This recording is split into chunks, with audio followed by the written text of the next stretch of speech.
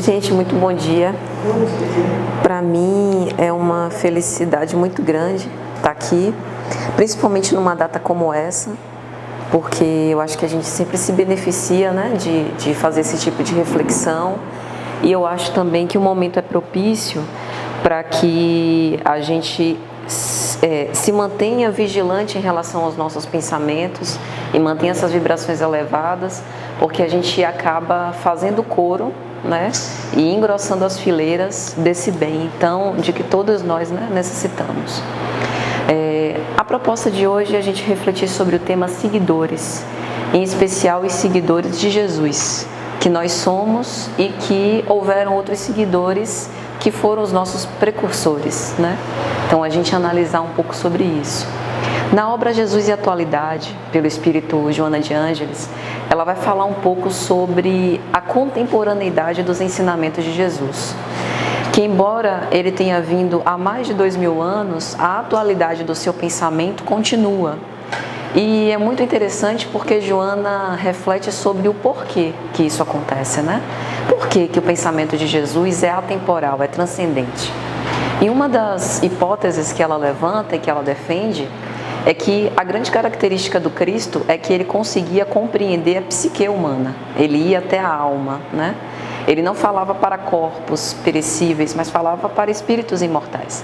E hoje, quando a gente vê, e ela faz essa discussão, as escolas psicológicas, todas elas, das mais iniciais até as transpessoais que a gente tem hoje, todas elas utilizam artifícios, métodos, técnicas para poder alcançar a alma, né? O mais comum é a gente ter um ambiente psicoterapêutico em que o analista fica de frente para o paciente, para o analisando, e aí através do diálogo a gente tenta chegar nas causas mais profundas da alma, nas emoções, nos sentimentos, para trabalhar isso. Jesus não precisava disso, né? Jesus era o próprio processo psicoterapêutico. Ele tinha essa característica da sua presença provocar tantas sensações diferentes. Houveram aqueles que o seguiram por amor legítimo de não olhar para trás para o que deixavam e simplesmente, né, andar os seus passos, palmilhar os seus passos, sem ter a mínima ideia do que os aguardaria, né? Simão Pedro, André, quando Jesus chega à beira do mar da Galileia para chamar, vem ser pescador de homens, eu imagino que eles não tinham a menor ideia de tudo que eles iam passar e do que era essa proposta do reino de Deus, né? Mateus era um dos que mais se questionava, mas Senhor, será que esse reino de Deus vai ser feito com mendigos, com leprosos, com meretrizes? A gente precisa fazer, enfim, contato, ter amizade com os doutores da lei, com os ricos. O reino de Deus assim não parece muito coerente, né? Então essa proposta do reino de Deus foi sendo amadurecida ao longo do tempo. Então a principal característica do seguidor é ser tocado. Houveram aqueles que reagiam com ódio, né? Que perante a imagem do Cristo o odiavam e perseguiam os cristãos e queriam acabar com aquela ideia, mas não conseguiram. Ainda que tivessem flageciado os homens, como os seus apóstolos todos, foram torturados, foram martirizados, à exceção de João, mas ainda que matassem os homens, não mataram a ideia. E é por isso que o Evangelho ainda hoje permanece vivo nos nossos corações. Então Jesus tinha essa característica de ir na profundidade da alma humana e nem sempre com o mesmo método, porque a Joana de Cusa, que disse, Senhor, eu largo tudo para te seguir, né? Eu largo o meu marido, Cusa, largo o meu filho. Na obra Boa Nova, pelo espírito Humberto de Campos registra que ela tinha um filho. Na biografia de Divaldo Franco por Ana Lande, Divaldo divulga, né, informa que na verdade eram dois. E, enfim, na obra ele até fala quem teriam sido esses espíritos, mas isso não é muito importante. Mas o fato é que Joana decide largar tudo para segui-lo, os seus compromissos familiares. E a ela, ele diz que não. Que é melhor que você cumpra os seus deveres familiares junto do seu marido, que precisa de você, e mais tarde eu te pedirei a vida, dar-me-ás a vida. E efetivamente, quando ela morre, martirizada, queimada viva ao lado do seu filho. Mas, por exemplo, ao mancebo rico, que era um jovem de muitas posses, que, do mesmo modo, Senhor, eu largo tudo para te seguir, né? Na verdade, o diálogo começa: o que eu poderei fazer para herdar a vida eterna? E aí Jesus diz: segue os mandamentos, segue a lei de Moisés. E ele responde: já sigo. E citou um a um: amo a Deus acima de todas as coisas, honro meu pai e a minha mãe, não mato, não adultero. Ok, faz isso então e viverás. Mas se quiseres ser perfeito, vende tudo o que tens, dá aos pobres e segue-me. Segue-me já, segue-me agora. Porque a Joana de Cusa espera, e porque o mancebo rico segue-me agora. Porque ele sabia desses desafios existenciais, das nossas provas, e de como que a gente deve proceder para permanecer fiel a essa mensagem.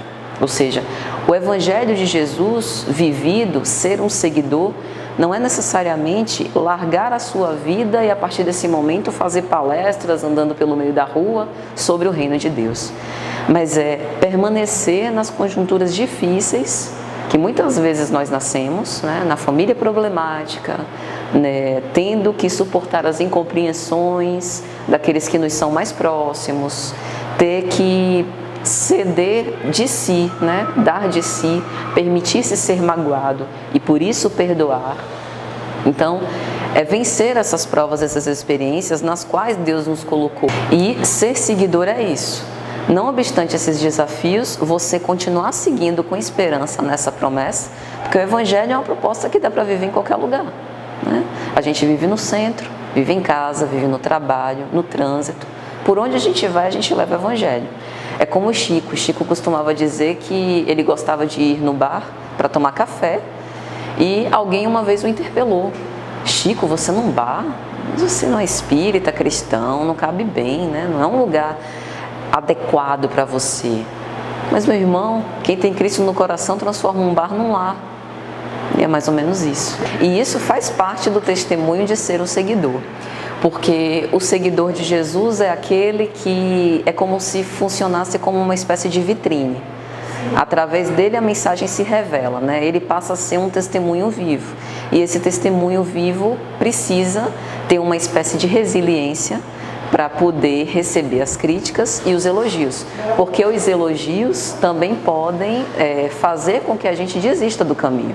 Quantos casos de fascinação em que esse reforço do nosso ego, né, do nosso orgulho, acaba sendo feito por conta de nos desviar do caminho. Às vezes, o desvio do caminho não se dá por uma desistência, mas por um envaidecimento. E aí a gente continua no caminho achando que está seguindo, mas na verdade já se desvirtuou. Então Jesus tem essa característica de nos tocar de alguma forma. Mesmo aqueles que os odiaram foram tocados de algum jeito, né? Que tentaram matar essa ideia, se sentiram perturbados por aquela mensagem e alguns deles mais tarde se converteram, né? Então Jesus tinha essa característica de nos desnudar, de descobrir a causa raiz das nossas aflições.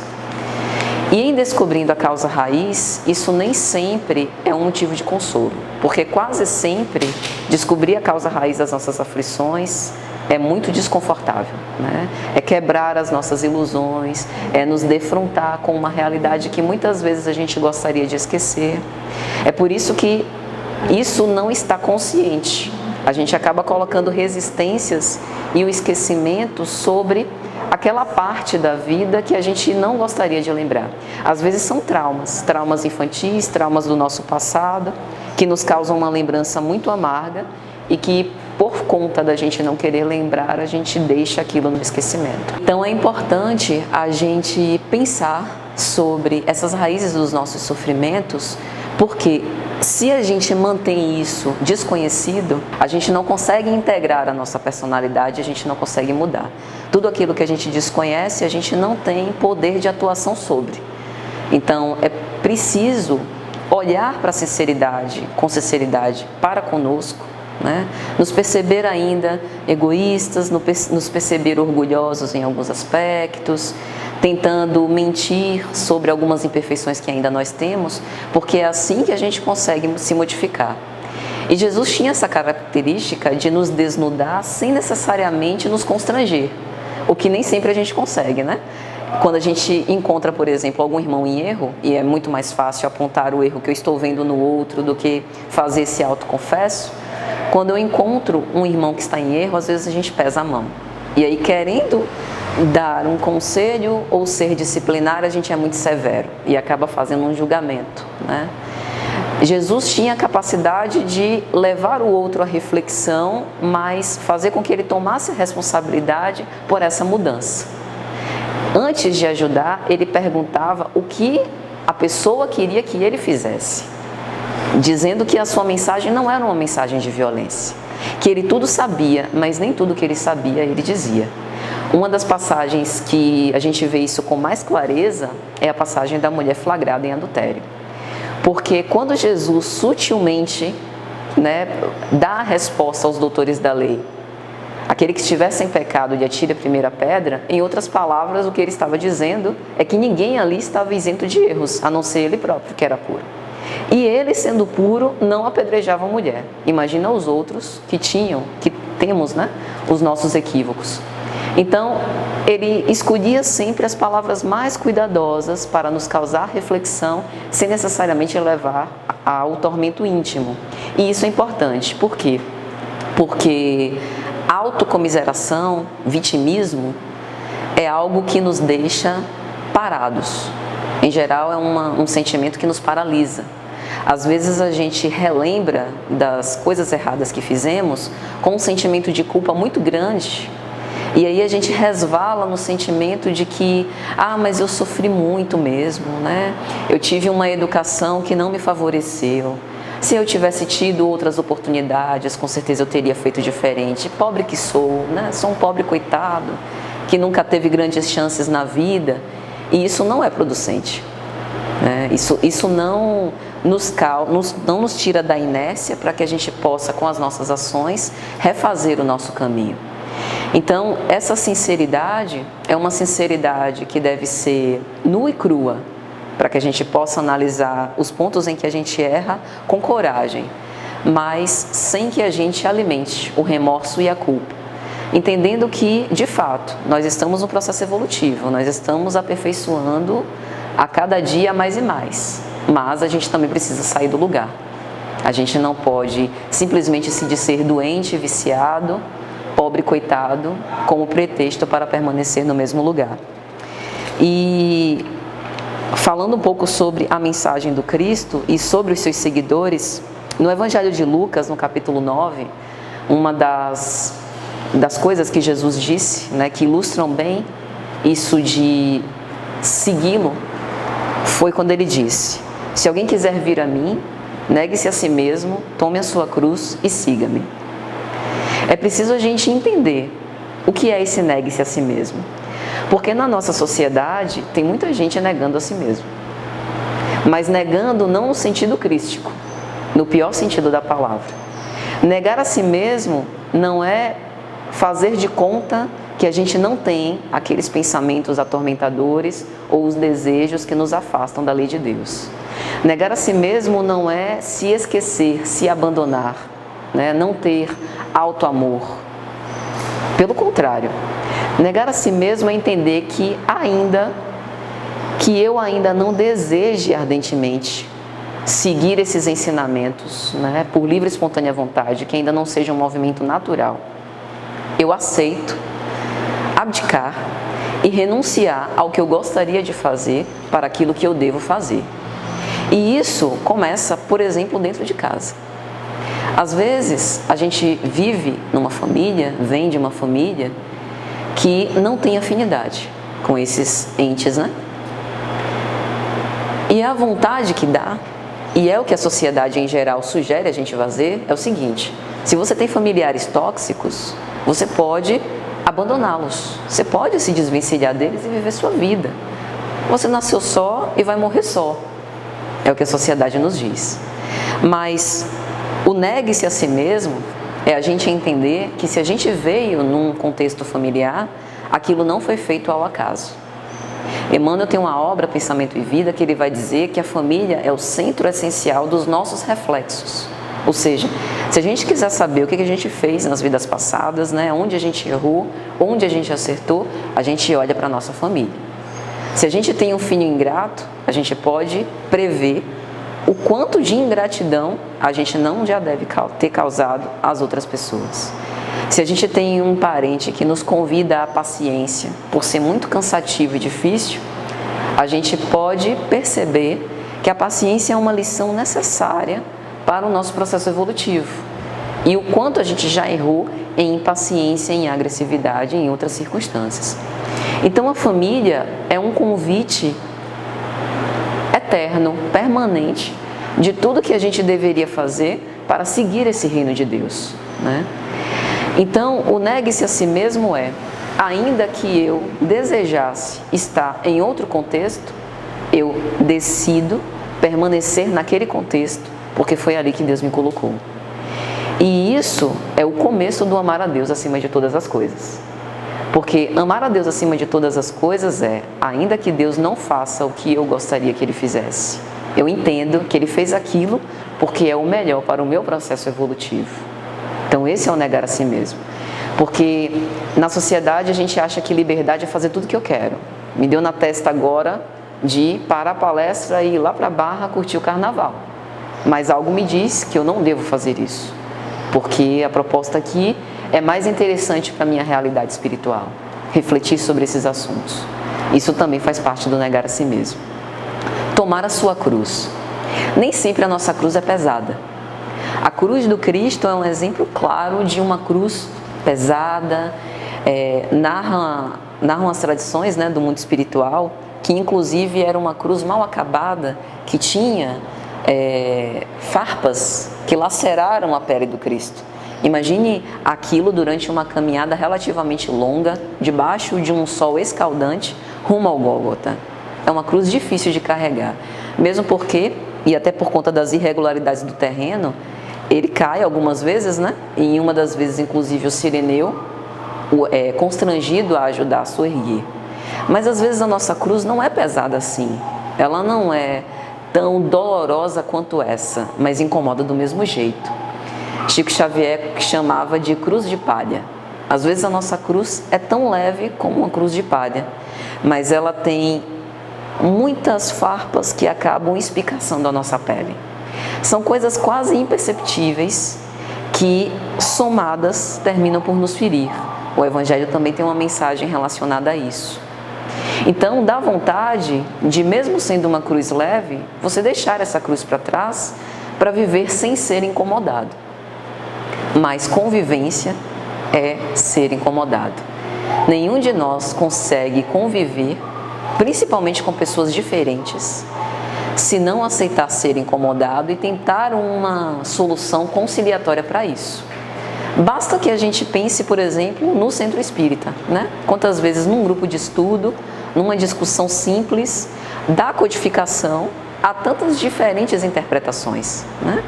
E isso é rico, porque cada um olhando o mesmo texto de acordo com a sua ótica e compartilhando o seu entendimento, isso enriquece, desde que a gente queira tolerar a opinião que seja diversa da nossa e que muitas vezes também é uma opinião contraditória.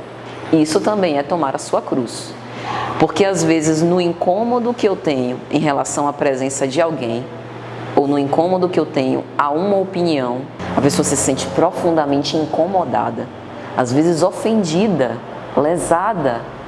Então a gente precisa refletir de onde vem isso. E como cada um de nós é um mundo, e um mundo completamente diferente, tomar essa cruz e seguir com a convivência, não obstante este incômodo. E desfazer ao máximo, para que a gente possa ter convivências mais salutares, né, mais harmoniosas uns com os outros. Isso também é tomar a cruz. Tem uma parte do diálogo de Jesus com Saulo de Tarso, que Jesus fala exatamente isso. Ô Saulo, quanto te dói recalcitrar contra os aguilhões? É como se a gente caísse no meio de um arbusto cheio de espinhos e ao invés de ficar contido, começa a espernear e se debater contra os espinhos. E o suportar, às vezes, está no sentido não de resistir, mas de dar suporte. Porque, em geral, a gente tem uma visão assim do tipo, mas aquela pessoa é insuportável, no sentido, eu tenho que fazer muito esforço para conviver com ela, mas às vezes o que ela precisa é de amparo. E aí, ao invés de resistir, se eu estender a mão, a gente percebe que aquela pessoa difícil está ficando mais fácil, porque o que faltava é acolhimento, né? Nem sempre isso vai ser fácil para a gente. Por isso que para o cristão é cobrado um preço muito caro. Decidir ser cristão é a gente renunciar de muita coisa. É a gente renunciar daquilo que é mais valioso para nós. Mais uma vez, voltando ao exemplo de Saulo, o quanto que Saulo precisou renunciar a si mesmo, né? Ele começa, ele tinha um alto posto, né? Juiz do Sinédrio, doutor da lei, futuro rabino. Então a primeira renúncia dele foi a renúncia material. Depois ele passa a renunciar ao prestígio que ele gozava, porque em Jerusalém ele era tido como uma inteligência brilhante, o futuro rabínico, né? Do Sinédrio. E depois que ele volta, depois de passar a estada no deserto, depois de passar por Damasco, ele volta irreconhecível e os julgam de demente. Não, para você ter abandonado tudo, só pode ser duas opções. Ou você é um grande hipócrita, que está se fazendo agora por cristão para poder persegui-los de uma forma mais assustadora, ou então você está demente, você está louco, porque ninguém abdicaria de tudo isso para seguir Jesus. E ele aceita. E imagina o quanto que isso não deve ter ferido no amor próprio e no orgulho. Porque para alguém seria fácil desfazer-se dos bens materiais e do prestígio e do valor que você tem entre a sociedade. Do fato de você bater a porta na casa de um antigo amigo e esse amigo escorraçar você, dizer que não tem mais nada contigo, que aquele Saulo antigo que ele conhecia já não existe mais, que você que se vire. Chegar na porta do pai e o pai dizer, escolha, ou Jesus ou o seu pai. E ele responde, né? Meu pai, nós dois precisamos de Jesus. E o pai não aceita. Já era um ancião, tinha as suas convicções, judeu, e ele entendeu. Precisou entender. Convivência é isso, entendimento. Porque assim como a gente precisa entender o outro, os outros também nos entendem. Às vezes a gente pensa sobre o quanto nos dói perdoar. E será que a gente tem refletido sobre o quanto custa aos outros nos perdoar? Porque até com os nossos filhos, a gente magoa. Às vezes a gente quer fazer o bem, disciplinar, nosso dever de pai e de mãe, e a gente é severo demais. Outras vezes a gente quer ser muito conciliador e até dar ao filho uma oportunidade a mais para ele brincar até mais tarde, comer aquela guloseima, e a gente acaba cedendo demais, estragou o filho, porque também foi muito amoroso. Amoroso aqui no sentido de fazer muito à vontade, sem ter educado.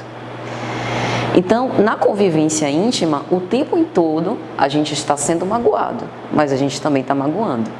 Por isso, perdoa as nossas dívidas no Pai Nosso, assim como os nossos devedores também estão sendo perdoados por nós. É sempre uma via de mão dupla. E seguir Jesus é uma proposta desafiadora, porque às vezes a gente vai precisar ter compreensão pelo outro.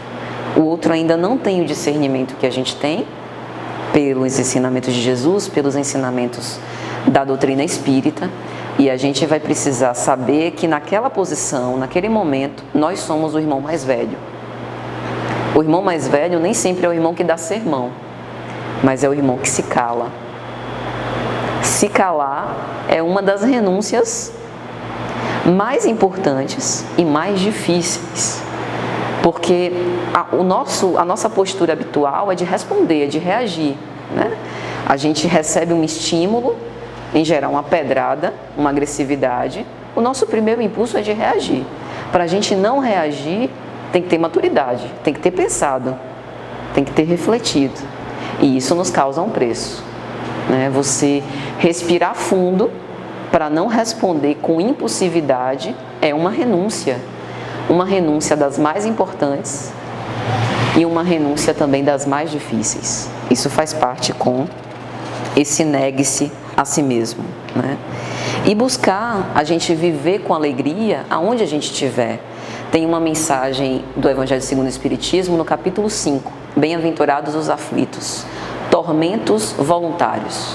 Essa mensagem é extraordinária. Ela diz assim: quantos de nós procuramos nas coisas transitórias a nossa real felicidade?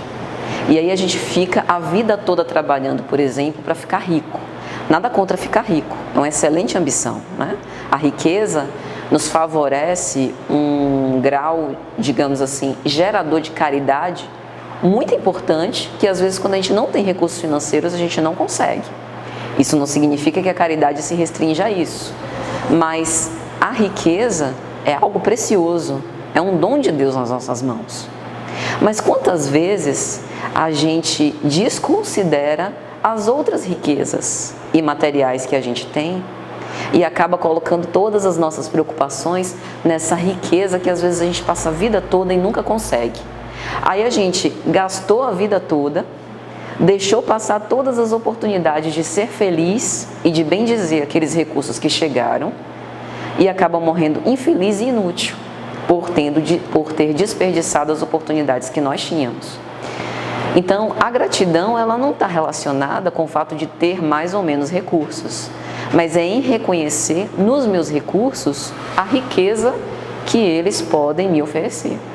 E isso pode acontecer mesmo numa situação em que aparentemente eu não tenho nenhuma possibilidade de ajudar quem quer que seja.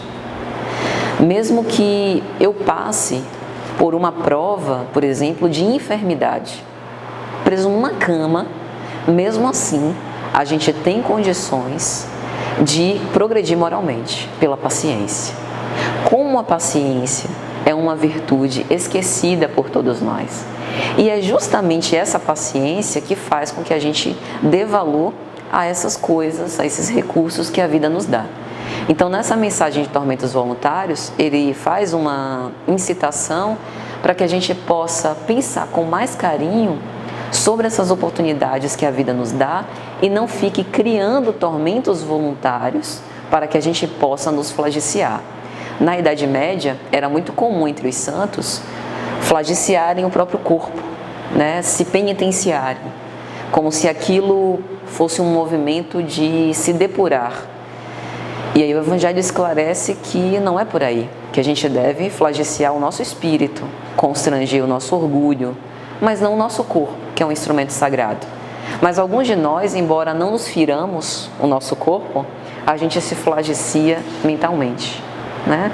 A culpa, a mágoa que a gente acaba nutrindo, os ressentimentos, os remorsos, tudo isso também são tormentos voluntários. E aí se a gente pensar, digamos assim, saindo um pouco de si, se a gente pensar que aquelas provas são temporárias, se a gente pensar que aquela pessoa que nos magoou, ela tem a oportunidade de ser diferente e que aí eu posso esperar pelo progresso dela. Se a gente pensar que a nossa evolução é individual, mesmo que a gente esteja caminhando aqui lado a lado, nenhum de nós irá progredir pelo outro. Jesus, com toda a sua bondade e amor, veio à Terra, mas não conseguia progredir por ninguém.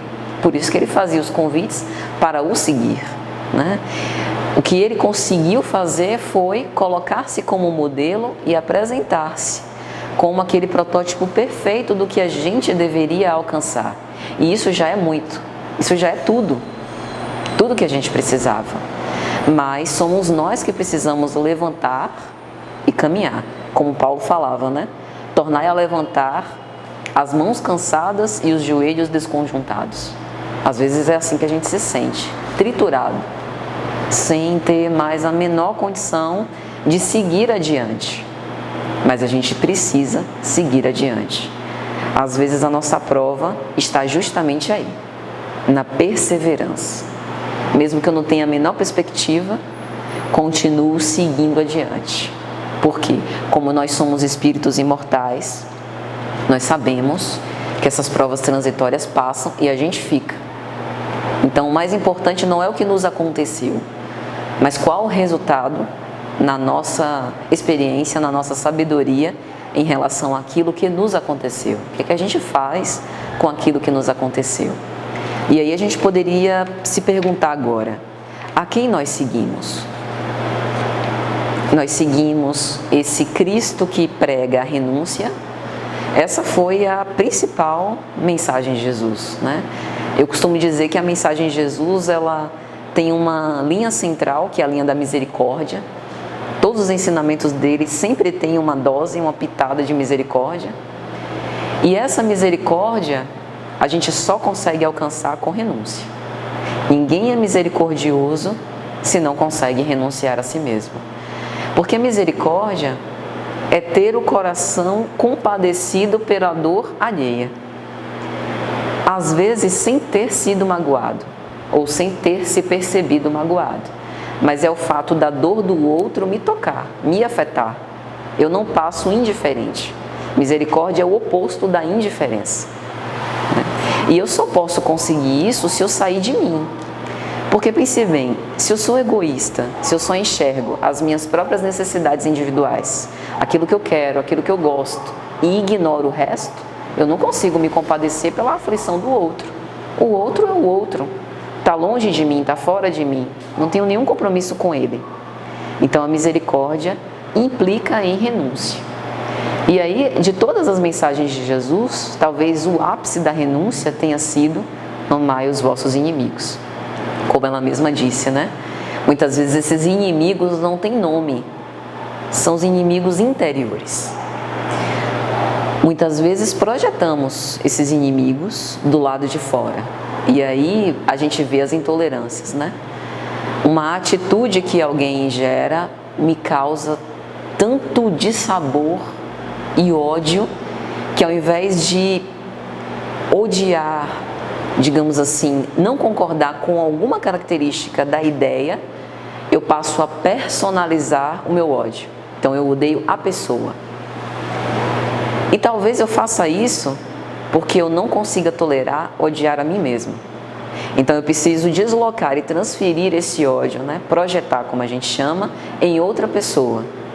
E aí, aniquilando aquela pessoa, que não precisa necessariamente ser matá-la, mas ignorá-la, bloqueá-la, tirá-la da minha rede de relacionamentos, é algo que me gera alívio. Aí vem uma outra pessoa com uma característica muito similar àquela, e eu acabo procedendo do mesmo jeito. Será que todas as pessoas estão equivocadas? Ou será que é o meu olhar sobre aquela postura que precisa ser revisto? Porque muitas vezes na nossa vida a gente vê os mesmos padrões de relacionamento, o mesmo tipo psicológico de pessoas com as quais a gente se relaciona, as provas sendo repetidas, sempre naquele mesmo ponto. Por exemplo, sempre quando eu inicio um relacionamento amoroso, só para citar um exemplo, eu sou traída, sempre do mesmo jeito. Será que eu tenho um dedo podre? Eu estou escolhendo sempre as pessoas que não vão reconhecer os meus muitos sentimentos? Ou será que existe algo nesse meu olhar, nesse meu comportamento, que de certo modo me atrai para aquele gênero de experiências? O que será que eu preciso aprender daquele gênero de prova? Às vezes falta esse pensamento próprio, essa reflexão. E uma reflexão desse tipo poderia fazer com que a gente vencesse de uma forma mais fácil nessas provas. Então, o amar o inimigo é perceber que não tem exatamente ninguém que está deflagrando uma guerra contra nós, que muitas vezes somos nós com as nossas batalhas íntimas. E essas batalhas íntimas a gente vence não é se aniquilando, pelo contrário, é aceitando.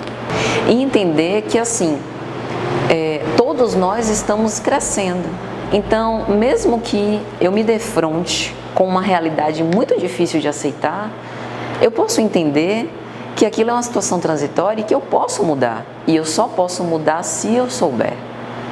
A gente nunca vai conseguir passar do egoísmo para a caridade se a gente não se perceber com essa necessidade de fazer o bem para nós em primeiro lugar, né? Por isso que esse auto-perdão é tão desafiador, esse auto-acolhimento.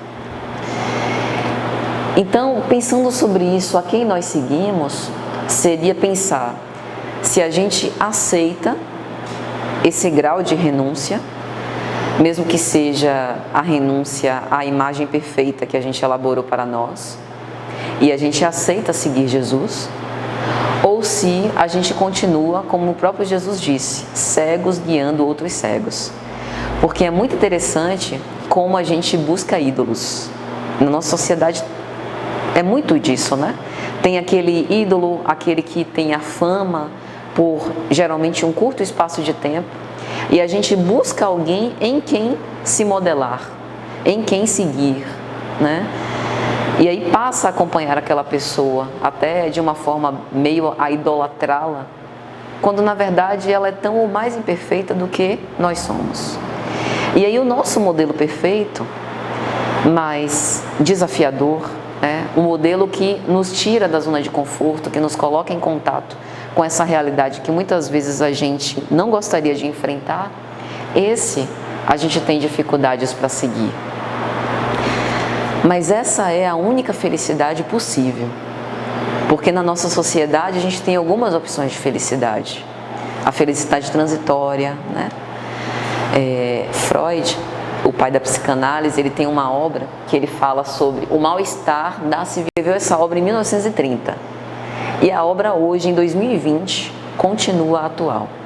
Nessa obra ele fala sobre sofrimento. E uma das coisas que ele falava é que nenhum de nós consegue viver a realidade sem algum paliativo. E é verdade. E aí ele coloca 3 paliativos. O primeiro, as gratificações. Ou seja, eu vivo uma vida de sofrimento, mas pelo menos eu preciso me gratificar com alguma coisa. Então, eu tive um dia péssimo. Chego em casa, tomo um banho, assisto um filme. Não precisa ser nada amoral ou imoral, né? Um divertimento comum. Briguei com meu namorado, vou comer um doce, vou comer uma caixa de chocolate para sentir aquele bem-estar. Sempre essas gratificações. Outras vezes a gente resvala para a embriaguez dos sentidos. Então, a gente já parte aqui para os excessos. Seja o álcool, por exemplo, seja os medicamentos, que hoje têm sido usados como automedicação de uma forma muito mais frequente. Isso também é uma espécie de embriaguez dos sentidos. Então, eu tenho um dia muito difícil, né, um dia insuportável, e eu tomo um remédio para dormir. Nada contra o remédio que é prescrito pelo especialista, né, com um transtorno, com uma doença que foi ali diagnosticada como tratamento.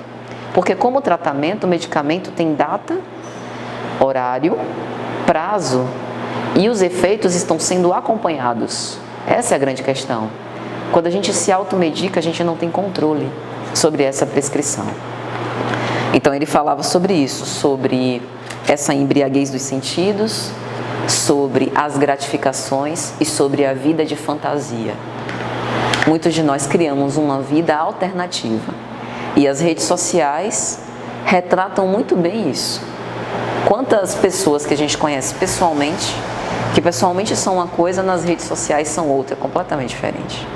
É como se ali naquela rede que usa um pouco da ilusão, da imaginação, das imagens, ela quisesse ou mostrar para si mesma ou para os outros uma realidade que não é a verdadeira, mas que ela gostaria que fosse. A fantasia, ela pode ser muito boa. Por exemplo, a criança. Para a criança, fantasia é essencial.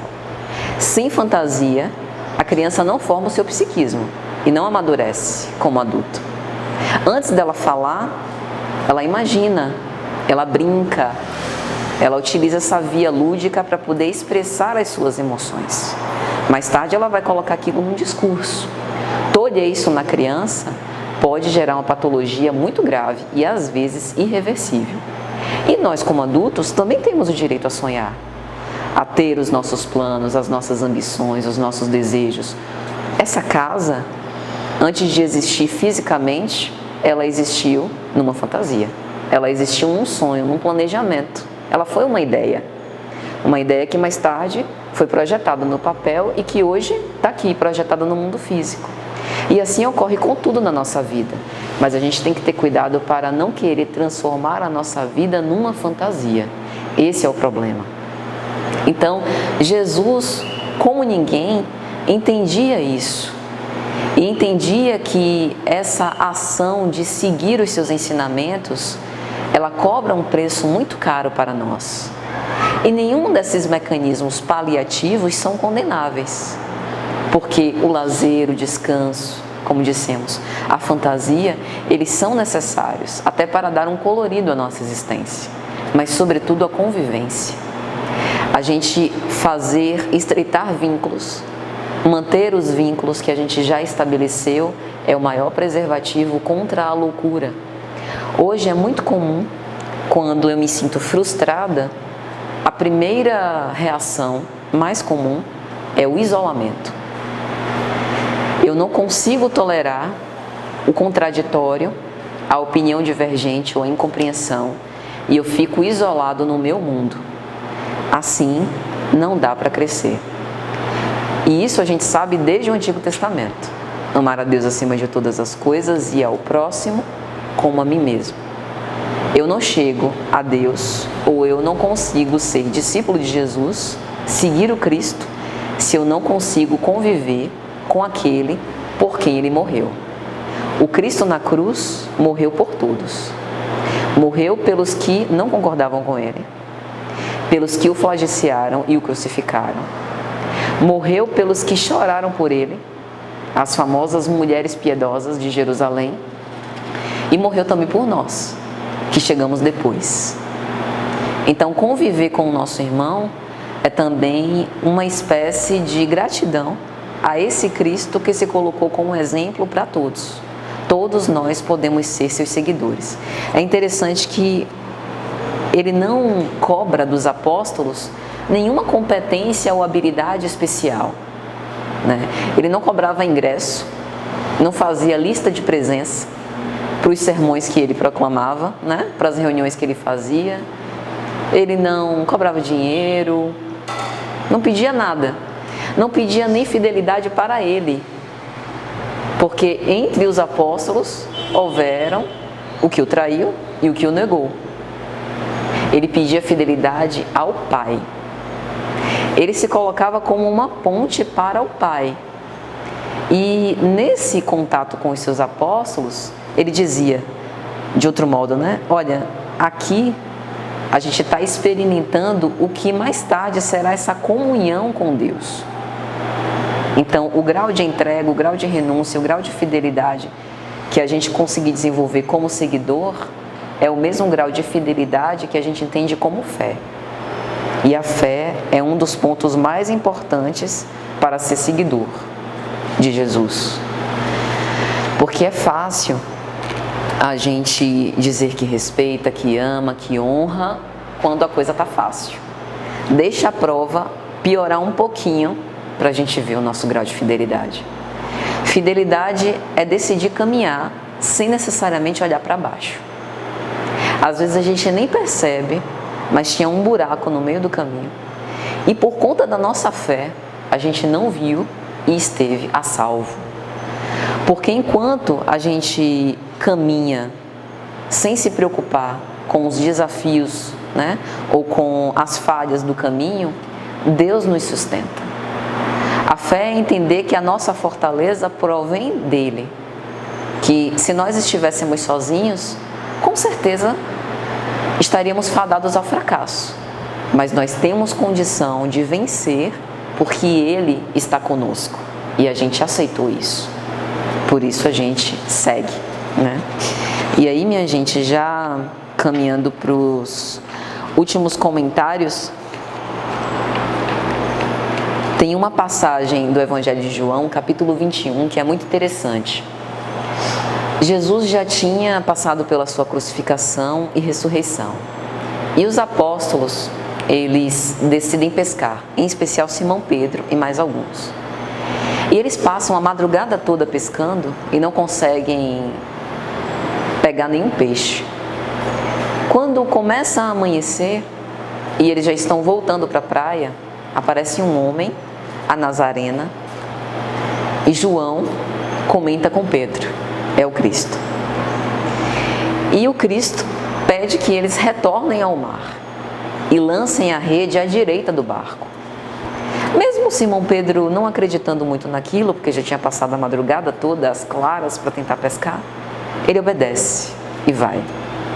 E quando eles pegam a rede, está abarrotada de peixes. Eles então retornam para a praia, comem junto com Jesus. E aí tem o famoso diálogo de Jesus com Pedro. Pedro, tu me amas? Então apacenta as minhas ovelhas. Por 3 vezes. Talvez aquela fosse a forma carinhosa que Jesus tivesse encontrado para que Pedro se reconciliasse consigo mesmo, não com ele. Porque a reconciliação, ela só acontece quando uma relação foi quebrada, quando ela foi cindida. A relação dele com Jesus nunca foi quebrada, porque Jesus não permitiu que isso acontecesse. Ainda que a gente também negue o Cristo algumas vezes, mesmo sendo espírita, e em alguns momentos a situação fica difícil e a gente quer abandonar tudo e até abandona, depois volta, ainda assim a nossa relação não foi quebrada. Pode ter sido enfraquecida por nossa parte, mas quando a gente decide voltar, a gente percebe que retoma. Isso porque a relação não foi quebrada. A nossa relação com Deus, ela não é quebrada, ela é eterna. Nós viemos dele, fomos feitos à sua imagem e semelhança. Então eu acredito que aquele diálogo era tipo assim: Pedro, fica tranquilo. Fica tranquilo porque a negação não alterou o nosso vínculo. Continuo te amando do mesmo jeito. Mas tu me amas? E isso é interessante, porque às vezes a gente também duvida do amor que a gente é capaz de dar. Por conta de um erro, a gente já acha que a gente não é digno, que a gente nunca amou, que a gente não merece. Merece sim. Amar é prática, é exercício. Quanto mais a gente ama, mais a gente vai ficando hábil. E Pedro percebeu isso na própria carne, porque ele, colocado como pedra angular da igreja cristã primitiva, muitas vezes ele foi o elemento conciliatório dos embates. Os fariseus do Sinédrio tentando arruinar a célula cristã primitiva e ele se mantendo firme como uma rocha. Dentro da própria casa do caminho, às vezes discussões de algumas opiniões e ele se colocando com aquele papel conciliador, se lembrando: Pedro, tu me amas? E aí tem um momento que Jesus, depois do Pedro, tu me amas, fala assim: em verdade eu te digo que quando tu eras jovem, tu te cuidavas, tu te vestias e ias para onde queria ir. Mas quando fores velho, precisarás ir aonde não queres, e outro te dará a mão para te seguir. E naquele momento ele não entendeu, mas era exatamente uma previsão do que ia acontecer. Às vezes a gente segue, mas não segue pelos caminhos que a gente escolheu. Outro nos mostrará o caminho que a gente precisa vencer. A gente é levado para locais que a gente não gostaria de estar, mas a gente precisa permanecer, porque essa é a vontade de Deus. E no finalzinho ele diz: eu quero que tu me siga. Segue-me tu. Que te importa os outros? Segue-me tu. Isso é importante. Os outros, que muitas vezes fazem par, são os nossos irmãos ou são os nossos amigos, podem inclusive ter uma vida que a gente desejaria que fosse a nossa, mas por alguma razão não é. E nem sempre essa razão é merecimento. Às vezes essa razão é necessidade evolutiva. A vida que a gente tem é a vida que a gente precisa. Muitas vezes nem a que a gente merecia. Mas como a misericórdia divina é tão grande, a gente tem mais do que a gente merece para que a gente consiga ter o que a gente precisa para poder seguir e viver bem. E aí, para terminar, eu quero contar uma história. E essa história está no livro Pontos e Contos, de Irmão X, o discípulo de perto. Humberto de Campos, Irmão X, diz que havia um discípulo chamado Efraim. E Efraim estava todo animado. Ô mestre, eu fiquei sabendo da tua mensagem e eu quero te seguir. Mas eu não quero ser um desses seguidores que ficam sabendo de onde você está e vão atrás de você. Eu quero te seguir de perto. Eu quero que você deixe para mim um lugar especial ao seu lado. Onde você estará, eu também estarei. Ai, Jesus, olha assim. Que bom, né? Eu tenho muitos seguidores, mas aqueles que me seguem de perto, eles precisam ter que suportar algumas situações. E aí Jesus começa a narrar. É necessário empenhar a própria vida na execução da divina bondade. E nem sempre isso será algo fácil e tão bom quanto você gostaria que fosse. É necessário sofrer as angústias do serviço sacrificial e incessante. Uma das frases mais lindas de Jesus, né? O Filho do Homem não tem uma pedra onde reclinar a cabeça. Ou seja, ele não promete nenhum conforto a quem irá segui-lo. Antes de ser compreendido e ajudado, é necessário compreender e ajudar. Viver sob suprema vigilância. Lembre da oração que ele faz no horto, né? Antes de ser preso. Ele chama os apóstolos mais próximos para orar com ele no horto e eles dormem, como um símbolo de que às vezes a gente tira uma soneca, né, nessa realidade espiritual, vivendo para o mundo e esquecendo da nossa destinação. E é preciso dar sem buscar recompensa. Talvez esse seja o ponto principal que nos difere de seguidores de Jesus de outros seguidores. Dar sem buscar recompensa. Até na nossa relação com os nossos filhos, às vezes a gente busca recompensa, porque se não buscasse, perante a ingratidão, a gente teria um comportamento mais compreensivo. Aí Efraim olha todas essas descrições para ser discípulo de perto e diz: Senhor, os teus ensinos me deslumbram, mas antes de te seguir, eu vou à casa do Pai agradecer por essa santa oportunidade e depois eu te procuro, para quem sabe a gente seguir junto. Não era capaz de suportar. É como no diálogo de Jesus com a mãe de João e Tiago, Salomé, a esposa de Zebedeu. Senhor, te entrego os meus 2 filhos, coloca um à esquerda e um à direita. Mulher, tu não sabes o que me pedes. Acaso eles estarão dispostos ou preparados para sorver o cálice que eu tenho a sorver? Ser seguidor é um desafio diário.